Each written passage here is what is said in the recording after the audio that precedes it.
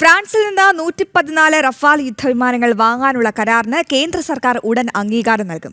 പ്രതിരോധ മന്ത്രി രാജ്നാഥ് സിംഗിന്റെ അധ്യക്ഷതയിൽ ഡിഫൻസ് അക്വിസിഷൻ കൌൺസിൽ യോഗം ചേരും. ഒപ്പം ഈ അംഗീകാരം ലഭിക്കുന്നതോടെ ഭാരതത്തിന്റെ എക്കാലത്തെയും വലിയ പ്രതിരോധ കരാറാണ് യാഥാർത്ഥ്യമാകാൻ പോകുന്നത്. ഈ മാസം 18 മുതൽ 20 വരെ നടക്കുന്ന ആർട്ടിഫിഷ്യൽ ഇന്റലിജൻസ് ഉച്ചകോടിയിൽ പങ്കെടുക്കുന്നതിനായി ഫ്രഞ്ച് പ്രസിഡന്റ് ഇമ്മാനുവൽ മാക്രോൺ ഭാരതത്തിലെത്തും.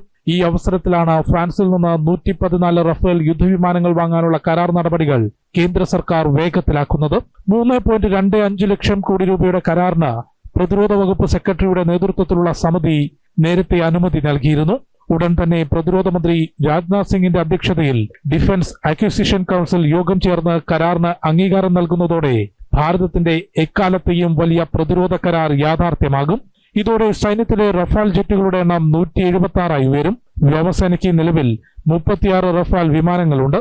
വിവിധ രാജ്യങ്ങളുമായുള്ള സ്വതന്ത്ര വ്യാപാര കരാറുകളിലൂടെ വാണിജ്യ, വ്യവസായ, സാമ്പത്തിക മേഖല ശക്തിപ്പെടുത്തുന്നതോടൊപ്പമാണ് പ്രതിരോധ മേഖലയിലും ഭാരതം കരുത്തു വർദ്ധിപ്പിക്കുന്നത്.